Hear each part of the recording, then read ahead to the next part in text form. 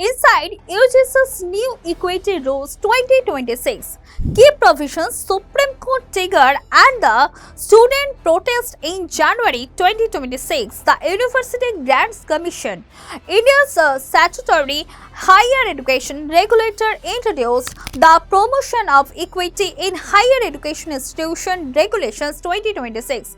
These new rules replace the 2012 anti-discrimination guidelines and aim to make colleges and universities more inclusive by preventing discrimination based on caste, religion, gender, disability, place of birth, and other grounds. What institution must do? Under the 2026 regulations, every universities and colleges must establish an equal opportunity center to support students, run awareness programs, and monitor equity issues.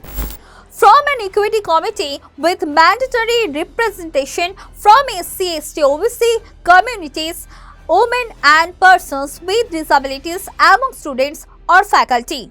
Provide 24/7 helplines, equity squad for monitoring campus discrimination and clear complaint procedures. Ensure complaints include direct, indirect and derogatory behavior that harms the students' dignity or equality in education are addressed quickly and reported to the UGC. Institution must submit regular complaints reports and UGC can take action including penalties. If standards are not followed, why were these rules introduced? The regulations were framed mainly following directions from the Supreme Court of India. The court was hearing PILs related to cases such as Rohit Bamula of the University of Hyderabad and Pal Tadvi of Mumbai Medical College, both of whom died by after the Eric case and caste biased harassment.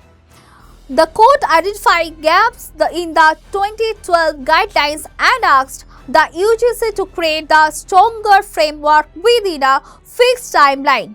UGC data also showed a sharp rise in caste-biased discrimination complaints in higher education from 173 cases in 2017 to 2018 to 378 in 2023 to 2024, and increase over 118%. Pending cases also increased, highlighting systematic weakness in grievance redressal. What the rules aim to achieve? The regulation aim to prevent discrimination before it escalates, ensure faster and structured grievance redressal, promote equality and inclusion in academic spaces, support disadvantaged students through counseling, awareness and oversight. Supporters say earlier mechanisms were inconsistent and ineffective, leaving many complaints unresolved. Supporters say earlier mechanisms were inconsistent and ineffective, leaving many complaints unresolved. Why is there an uproar? Despite their intent, the rules have triggered protests and legal challenges. Perceived bias. Some general category students argue the protections focus mainly on SC, ST, OBC groups, creating unequal safeguards. A PIL challenging is this has reached the Supreme Court. Fear of misuse. Critics say broad terms like implicit discrimination and lack of penalties for false complaints could lead to misuse.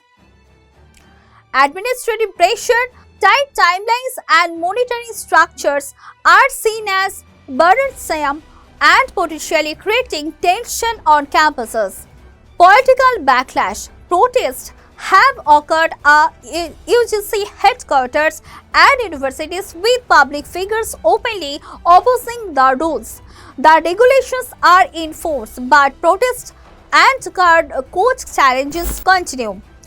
Future Supreme Court ruling may influence how the rules are interpreted and implemented across higher education institutions.